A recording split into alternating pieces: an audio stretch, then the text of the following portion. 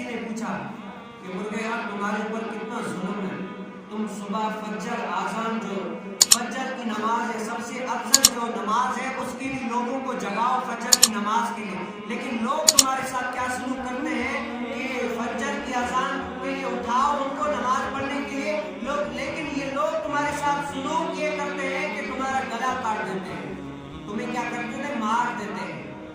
تم ان کے ساتھ کتنی بھلائی کر رہے ہو کہ نماز کے لیے اٹھا رہے ہو، لیکن تمہارے ساتھ یہ بھلا یہ کرتے ہیں کہ تمہاری جو ہے نا وہ گردن کاٹ دیتے ہیں۔ تو اس مرغے نے اس ٹائم تاریخی جواب دیا، کیا دیا؟ تاریخی جواب دیا، کہا کہ دراصل یہاں پر ان انسانوں کا یہی حال ہے کہ جو بندہ ان انسانوں کو جگانے کی کوشش کرتا ہے نا، یہ انسان پہلے گلا ہی اس کا کاٹ دیتے ہیں۔ کیا فرمایا؟